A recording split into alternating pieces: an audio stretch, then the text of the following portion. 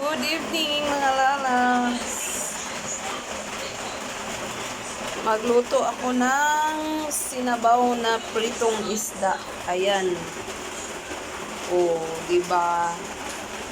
Yan ang aking lulutuin ngayon. So, naka na ang ating tubig.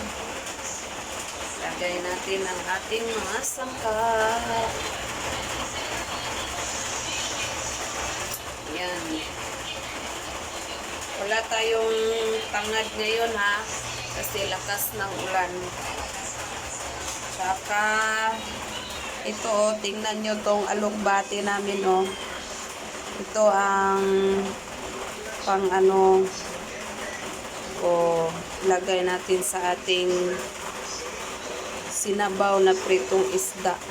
Ay, nako, ang sarap ng alugbati. Napaka taba ng alugbati. Ang laki ng dahon, di ba? Tingnan nyo guys, napakalaki ng dahon sa alugbati. Lagyan natin ng 4 na pirasong pritong isda. Ayan. Oh, diba? Saka lagyan natin ng magic sarap.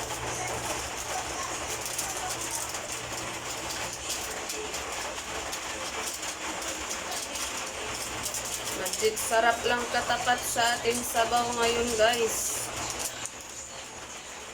Mga lalabs. At saka lagyan na naman natin ng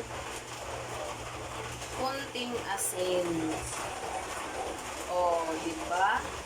Malapit na siyang kumulo. Takpan muna natin ng ilang minuto. So, ang dali lang pala niyang kumulo guys. Mga lalabs ko. Oh, diba? Sa tingin nyo lang, hindi ito masarap. Ayan.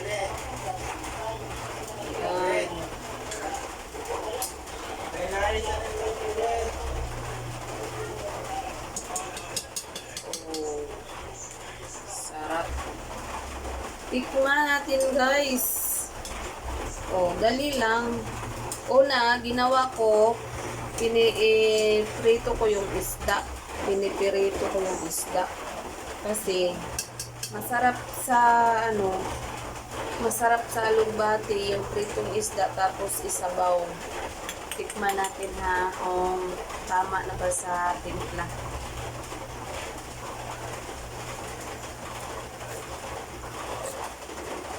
Ay, natutulang siya sa asin konti. Kuha lang tayo ng asin.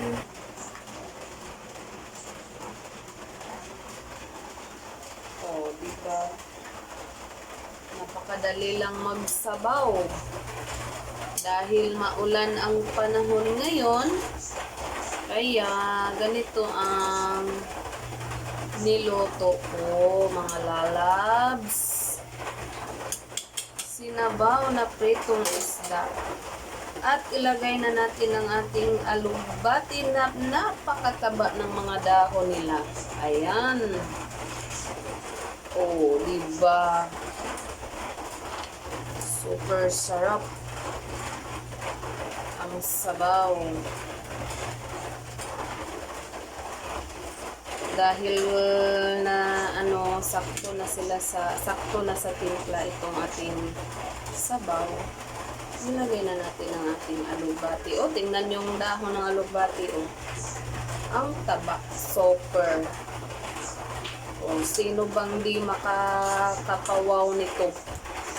Sino bang hindi matatakaw nito? At sino bang hindi magugutom sa video to? Oh, diba? Sinabaw sa maulan na panahon. Ay, baka Wait lang guys.